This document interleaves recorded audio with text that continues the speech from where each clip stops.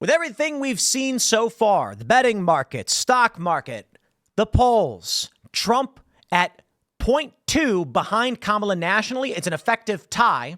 There's no way that Donald Trump is losing this election. But what's this? Dem operative caught allegedly tampering with Montana ballot box. My friends, there is one thing you must fear. And we call this the standalone complex. What is this? It is not a conspiracy.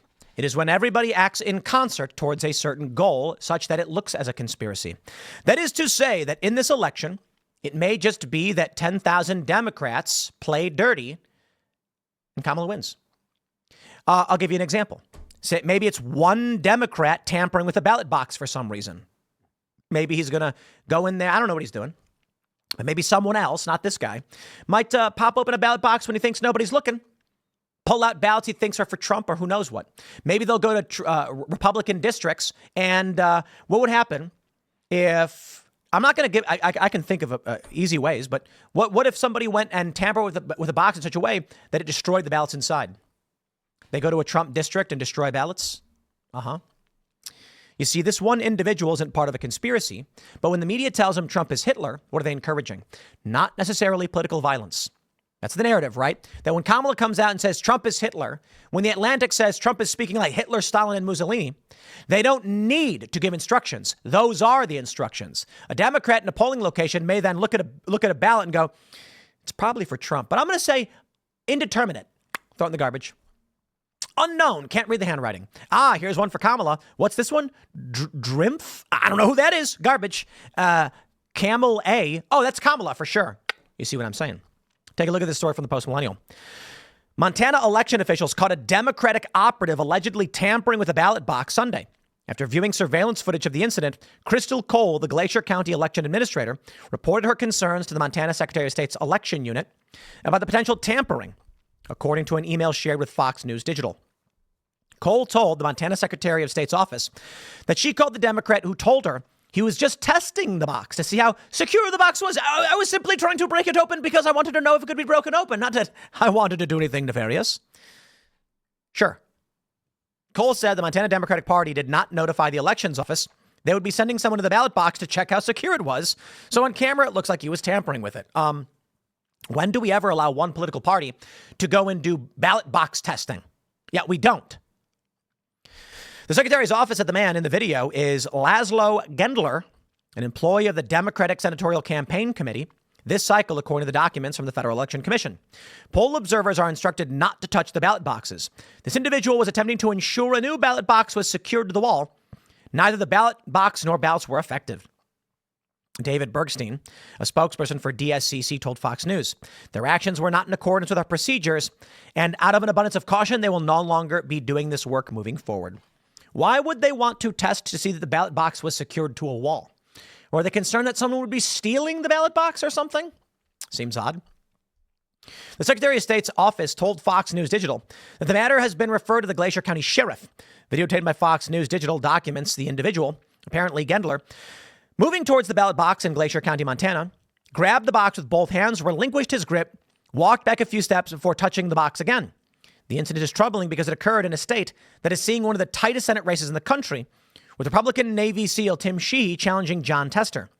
The Glacier County ballot box can be found in Montana's 1st congressional district, the home of Republican Rep. Ryan Zinke, who is running for re-election against Democrat Monica Tranel. The Montana Democratic Party offered no comment. Indeed. So when a Democrat goes and grabs a ballot box, it's funny because we have this from the Washington Post. Over 230 Republican candidates have cast doubt on the 2024 election. And we got a video. What is this? This is a story from the other day. We got a video of a guy allegedly tampering with the ballot box. We have concerns. We have questions.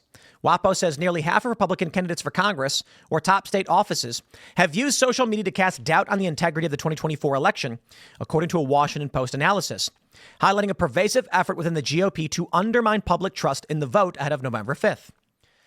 From November 9th, 2022 to October 11th, at least 236 Republican candidates posted or amplified a range of falsehoods or misinformation about election malfeasance. Many candidates baselessly accused Democrats of trying to sway the election through former President Donald Trump's court cases or by registering non-citizens to vote. Others falsely likened Vice President Kamala Harris's nomination to a coup or promoted misinformation about voter fraud. These people are incorrigible. They live in a crackpot psycho dimension of garbled nonsense. Kamala Harris was never elected. No, she didn't win a primary. They appointed her to be the nominee. It's a fact. But let me just say, my friends, this is the alternate reality Democrats live in, which I say you must be concerned of and prepared for. Democrats don't care about what's true. Their brains don't process this. Don't ask me why.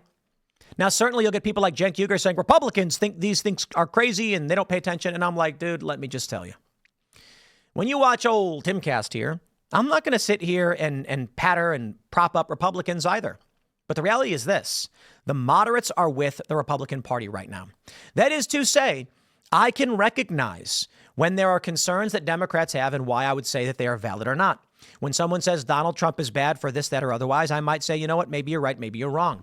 Increasing drone strikes, decreasing drone strike transparency, the reports on how many drone strikes there were, not good things. Not a fan of those. I can justify them and give my reason for why I think they may have been. I think as Trump was trying to withdraw from the Middle East, he wanted to maintain security.